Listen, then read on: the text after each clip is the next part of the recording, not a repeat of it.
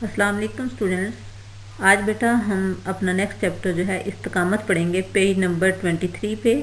इस्तिकामत क्या है, इसका क्या अजर है, सहाबा कराम की इस्तिकामत और सबसे बढ़कर हमारे प्यारे पैगम्बर सल्लल्लाहु अलैहि वसल्लम की इस्तिकामत क्या है। तो ये इसमें भी बेटा मैंने क्वेश्चन वाइज आपको सारा चैप्टर भेज रही हूँ। क्वेश्चन वाइज सारा चैप्टर कवर उसमें हो जाता है। आपने बड़े एहतियात से इसको सुनना भी है, समझना भी है और आपने इसको नोटबुक पे नोट भी करना है। तो हम पहले क्वेश्चन से स्टार्ट करते हैं। तो आइए देखते हैं पहला क्वेश्चन क्या है। बेटा हमारा फर्स्ट क्वेश्चन है, इस्तिकामत का मफहूम तफसील से बयान करें। इसका आंसर देखें। इस्तिकामत के लफ्ज़ी मानी है सीधा रहना या सीधे चलते रहना। यानी कोई बात, इस्तिकामत का मतलब है कोई बात आपके जहन में है या कोई बात आप तक पहुंचती है तो आप उस बात को सही समझते हैं तो आप उस पर कायम रहते हैं, और उस बात पर कायम रहने के लिए आपको सीधा रास्ता जो चलना है आप उस रास्ते पर चलते हैं। कुरान और सुन्नत के लिहाज से इसका मफहूम ये है कि जिस बात को हक मान लिया है उस पर कायम रहें। यानी आपने जिस चीज़ को सच मान लिया है कुरान और सुन्नत की रोशनी में, तो उसमें आपने मजबूत रहना है। उसमें मुश्किलात पेश आएँ, मुश्किलात का सामना हो, तकलीफ़ें दी जाएँ, सब कुछ सब्र से बर्दाश्त करना है, लेकिन हक से मुंह ना मोड़ें और साबित कदमी से दीन पर कायम रहें। यानी कुरान और सुन्नत के लिहाज से इस्तिकामत का मतलब ये है कि अगर आपको कोई तकलीफ़ पेश आती है इस्लाम के मामले में, आपको कोई इस्लाम से हटाने की कोशिश कर रहा है, ये इस्लाम के रास्ते में कोई रुकावट बन रहा है और आपको पता है कि सही बात क्या है, अगर आप उस बात पे कायम रहते हैं, उसमें मुश्किलात भी पेश आती हैं, तकलीफ़ें भी बर्दाश्त करना पड़ती हैं, लेकिन सब कुछ अल्लाह के दीन की खातर अगर आप सब्र से बर्दाश्त करते हैं तो उसको कहते हैं इस्तिकामत। और इस्तिकामत अल्लाह ताला को बहुत ज़्यादा पसंद है। हमारा नेक्स्ट क्वेश्चन है, कुरान करीम ने किन बातों पर इस्तिकामत का हुक्म दिया है। यानी कौन कौन सी बातें हैं जिसके बारे में अल्लाह ताला ने फरमाया है कि इन पर हमने मजबूती से कायम रहना है। तो आइए देखते हैं इसका आंसर। कुरान करीम ने मदरजा झैल बातों पर इस्तिकामत का हुक्म दिया है। कौन कौन सी बातें हैं? सबसे पहले है ईमान का दावा करके उस पर कायम रहना। यानी जब हम इस्लाम ले आए हैं तो इस्लाम लाने के बाद हमने इस्लाम के अहकामात को मानना है। अगर कोई हमें इस्लाम से हटाने की कोशिश करता है या इस्लाम के अरकान पर अमल करने में हमें कोई मुश्किल हो रही है तो हमने अल्लाह के दीन की खातर अल्लाह का नाम लेकर अपने दावा पर कायम रहना है।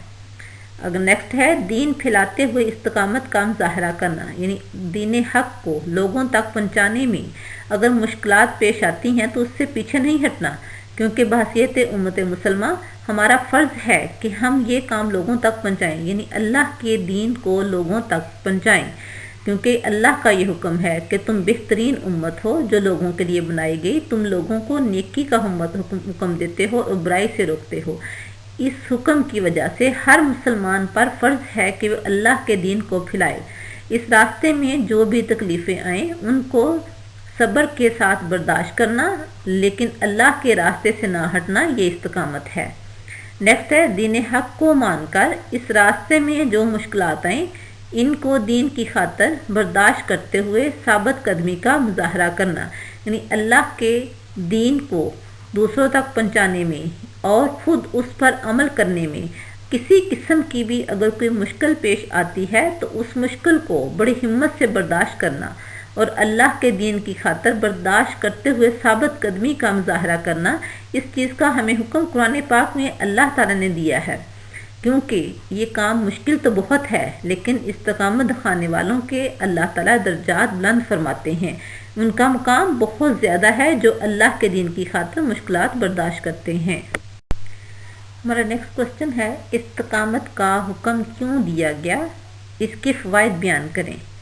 तो आइए इसका आंसर देखते हैं। इस्तिकामत का हुक्म इसलिए दिया गया कि एक तरफ हमारी आजमाइश हो सके कि हम अपने ईमान के दावा में कितने सच्चे हैं, یعنی استقامت کا حکم اس لیے دیا گیا ہے کہ ہم اپنے ایمان کے دعویٰ میں کتنے سچے ہیں اس کی آزمائش ہو۔ یعنی اگر ہم ایمان لے آئے ہیں، جیسے کہ اللہ تعالیٰ نے فرمایا قولوا لا الہ الا اللہ تفلحون، کہ لا الہ الا اللہ کہو تو کامیاب ہو جاؤ گی۔ اب لا الہ الا اللہ کہنے کے لیے ہم نے ہمت تو کی ہے، ہم نے اللہ تعالیٰ پہ یقین تو کیا ہے۔ اس راستے میں اگر کوئی تکلیف آتی ہے تو ہم اپنے دعویٰ میں کتنے مضبوط رہتے ہیں، اس لیے حکم دیا گیا ہے کہ اس آزمائش میں پورا اترو، اس دعوے میں پورا اترنے کی کوشش کرو۔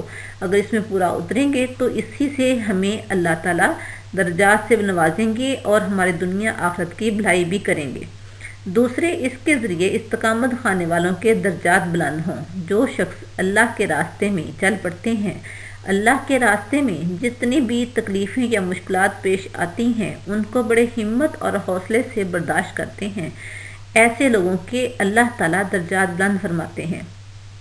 تیسرے، اس کے ذریعے دین پھیل سکتا ہے، یعنی اگر دین پھیلانے والا یا دین پر عمل کرنے والا مستقل مزاج ہو تو اللہ کے دین کو پھیلانے میں مدد مل سکتی ہے۔ یعنی اگر ہم اللہ کے دین پھیلانے میں مشکلات کو بڑی خوشی سے برداشت کر سکتے ہیں صرف اس لیے کہ اللہ تعالیٰ ہم سے راضی ہو، اگر ہمارا ایمان اور ہمارا یقین یہ پختہ ہو تو ہمارے لیے دین پھیلانا بہت ہی آسان ہو جائے گا، کیونکہ جتنا اللہ تعالیٰ پر ہمارا ایمان مضبوط ہوگا اتنا ہی ہم اپنے کام کو آسانی سے کر سکتے ہیں۔ اور کام کو آسانی سے کرنے کے لیے ضروری کیا ہے کہ ہم اللہ پر اپنا ایمان مضبوط کریں۔ جب ایمان مضبوط کریں گے تو ہمیں ہر تکلیف میں استقامت اختیار کرنا مشکل نہیں ہوگا۔ جب استقامت اختیار کرنا مشکل نہیں ہوگا تو ہمارا ایمان کا دعویٰ بھی سچا ہو سکتا ہے، ہمارے اللہ تعالیٰ درجات بھی بلند کریں گے، اور سب سے بڑھ کر جو بات ہے اس سے ہم دین کو پھیلانے میں کارآمد ثابت ہو سکتے ہیں۔ اگلا کوشچن ہے، استقامت کے اجر عظیم پر روشنی ڈالیں۔ اجر عظیم، عظیم کہتے ہیں بہت زیادہ یا بہت بڑا، استقامت کے بہت بڑے اجر پر روشنی ڈالیں۔ تو آنسر دیکھیں، صبر و استقامت کے اجر عظیم کے بارے میں اللہ تعالیٰ کا فرمان ہے، یعنی اس بارے میں اللہ تعالیٰ کا فرمان ہمارے لیے کافی ہے کہ اللہ نے کتنے زیادہ درجات بلند کیے ہیں ان لوگوں کے لیے جو صبر و استقامت سے کام لیتے ہیں۔ تو آئیے اس کا آنسر دیکھتے ہیں۔ جن لوگوں نے کہا کہ ہمارا رب اللہ ہے اور پھر اس پر ڈٹ گئے، یعنی جنہوں نے اللہ پر ایمان لے لیا، اللہ تعالیٰ پر ایمان کو مضبوط کر لیا اور پھر اس بات پر ڈٹ گئے، تو ان پر فرشتے یہ خوشخبری لے کر نازل ہوتے ہیں کہ نہ تم خوف کھاؤ اور نہ غم کرو۔ تو فرشتے ان پر یہ اللہ کی طرف سے خوشخبری لے کر آتے ہیں۔ کیا خوشخبری ہے؟ کہ نہ تم خوف کھاؤ اور نہ تم غم کرو۔ یہ خوشخبری اللہ تعالیٰ دے رہے ہیں۔ تو آپ دیکھیں کہ یہ کتنی بڑی خوشخبری ہے۔ جو چیز اللہ تعالیٰ اپنے بندے سے وعدہ کر لیتے ہیں اس میں کسی قسم کی بھی کمی بیشی کی گنجائش نہیں ہے۔ اور اس جنت کی نوید پر خوش ہو جاؤ جس کا تم سے وعدہ ہے۔ یعنی صبر و استقامت کرنے والوں کے لیے اللہ تعالیٰ نے جس جنت کی خوشخبری، نوید مین خوشخبری، جس جنت کی خوشخبری دی ہے اس کا اللہ تعالیٰ نے وعدہ کیا ہے، تو اللہ تعالیٰ ہرگز اپنے وعدے کے خلاف نہیں کرتا۔ تو اللہ تعالیٰ فرما رہے ہیں ہم دنیا کی زندگی میں بھی تمہارے حامی و مددگار اور دوست ہیں اور آخرت میں بھی۔ یعنی اللہ تعالیٰ کا فرمان ہے کہ جو شخص میرے دین کی خاطر استقامت اختیار کرتا ہے اس کو نہ دنیا میں کوئی تکلیف ہوگی اور نہ آخرت میں۔ ہاں، وقتی طور پر دنیا میں کوئی تکلیف برداشت ہوگی، لیکن اس تکلیف کا جو صلہ اس کو قیامت کے دن ملنا ہے وہ اس دنیا کی تکلیف کے مقابلے بہت ہی کم ہے۔ جس چیز کا اللہ انسان سے وعدہ کر رہے ہیں خوشخبری دے کر، وہ جنت ہے۔ اور جب ہم دنیا میں آئے ہی اس لیے ہیں کہ ہم اللہ کو راضی کریں، اور جس کو اللہ دنیا میں خوشخبری دے رہا ہے وہ کون خوش قسمت ہے؟ صبر و استقامت سے کام لینے والا۔ جب کوئی صبر و استقامت سے کام لیتا ہے تو اللہ تعالیٰ فرما رہے ہیں کہ میں اس کا حامی و مددگار ہوں، میں اس کا دوست ہوں، دنیا میں بھی اور آخرت میں بھی۔ یعنی اس سے بڑا اجر کیا ہو سکتا ہے کہ اللہ تعالیٰ خود خوشخبری سنا رہے ہیں کہ میری اس جنت پر خوش ہو جاؤ جس کی میں تمہیں خوشخبری دے رہا ہوں، اور اس چیز کا میں تم سے وعدہ کر رہا ہوں۔ اور اللہ سے بڑھ کر کون وعدہ پورا کرنے والا ہے؟ خود اللہ تعالیٰ نے قرآن پاک میں فرمایا ہے اللہ سے بڑھ کر کون ہے جو وعدہ پورا کرے، اور اس میں کوئی شک بھی نہیں ہے۔ لہٰذا جو شخص صبر و استقامت سے کام لیتا ہے، اللہ کے دین پر مضبوطی سے چلنے کی کوشش کرتا ہے، تو اس کے لیے دنیا میں ہی اللہ تعالیٰ نے جنت کی خوشخبری سنا دی ہے، اور مزید یہ بھی فرمایا کہ تمہارے لیے جنت کی خوشخبری بھی ہے، اور میں تمہارا حامی و مددگار ہوں، دوست ہوں۔ جس کا دوست اللہ تعالیٰ ہو اس کو کسی قسم کے مسئلے کی پریشانی نہیں ہونی چاہیے، کیونکہ اللہ اس کی مدد کر رہا ہے۔ مزید فرمایا، اور اس جنت میں تمہارے لیے وہ سب کچھ ہوگا جو تمہارا جی چاہے گا۔ یعنی اللہ تعالیٰ جنت کی خوشخبری بھی دے رہے ہیں، اور ساتھ یہ بھی فرما رہے ہیں کہ جو تم چاہو گے وہ تمہیں جنت میں ملے گا، اور وہ سب کچھ ہوگا جو تم طلب کرو گے، جو چاہو گے وہ بھی تمہیں ملے گا، جو تم مانگو گے وہ بھی تمہیں سب کچھ ملے گا، بطور میزبانی کے بہت بخشنے والے نہایت مہربان کی طرف سے۔ یعنی اتنا کچھ ہمیں کون نواز رہا ہے؟ وہ اللہ جس کی طرف سے ہماری میزبانی کی گئی ہے۔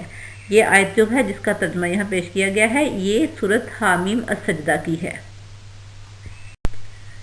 نیکسٹ کوشچن ہے، رسول اللہ صلی اللہ علیہ وآلہ وسلم کی استقامت کی مثالیں بیان کریں۔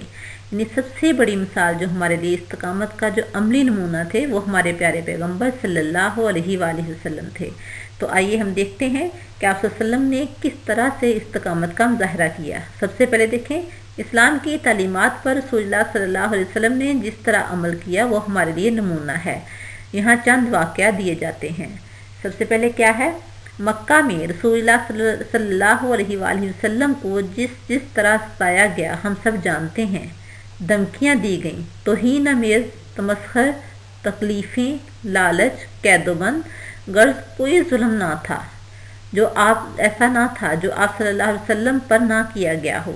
یعنی کفار آپ صلی اللہ علیہ وسلم کو دھمکیاں دیتے تھے، مارنے کی، نعوذ باللہ قتل کرنے کی، ملک سے نکالنے کی، توہین آمیز آپ پر باتیں کستے تھے، آپ صلی اللہ علیہ وسلم کا تمسخر یعنی مذاق اڑاتے تھے، طرح طرح کی تکلیفیں دیں، کبھی لالچ دیتے تھے کہ ہم آپ کو اور آپ کے خاندان کو سونا چاندی سے نواز دیں گے، آپ اس چیز سے باز آ جائیں۔ آپ صلی اللہ علیہ وسلم کو شیب ابی طالب میں بند کیا گیا، طرح طرح کی تکلیفیں آپ کو دی گئیں، کوئی ظلم ایسا نہ تھا جو آپ صلی اللہ علیہ وسلم پر نہ کیا گیا ہو، لیکن آپ صلی اللہ علیہ وسلم ہر بات پر اللہ کے فضل و کرم سے قائم رہے۔ آپ صلی اللہ علیہ وسلم کے چچا پر زبردست دباؤ ڈالا گیا، حضرت ابو طالب پر دباؤ ڈالا گیا تھا کہ اپنے بھتیجے کو اس تبلیغ سے روکیں یا پھر ہم آپ کا ساتھ چھوڑ دیں گے۔ تو آپ کے چچا آ کر آپ صلی اللہ علیہ وسلم کو سمجھانے لگے، تو آپ صلی اللہ علیہ وسلم نے جو بات ارشاد فرمائی اس کی مثال قیامت تک نہیں ملتی۔ یعنی آپ صلی اللہ علیہ وسلم اللہ کے دین کی خاطر قائم رہے، نہ کسی کے مذاق کو آپ کی پرواہ کی، نہ کسی کی تکلیف کی پرواہ کی، نہ قید و بند سے گھبرائے، غرض تمام تکلیفوں کو استقامت کے ساتھ برداشت کیا۔ آپ صلی اللہ علیہ وآلہ وسلم نے اپنے چچا سے فرمایا، اگر یہ کافر میرے دائیں ہاتھ پر سورج اور بائیں ہاتھ پر چاند بھی رکھ دیں تو تب بھی اس دعوت و تبلیغ سے باز نہیں آؤں گا۔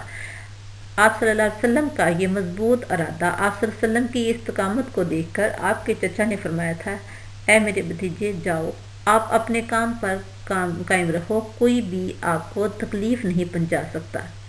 اسی طرح غزوہ بدر میں تھوڑی سی نفری کے ساتھ ایک بڑی مسلح فوج کا مقابلہ کیا۔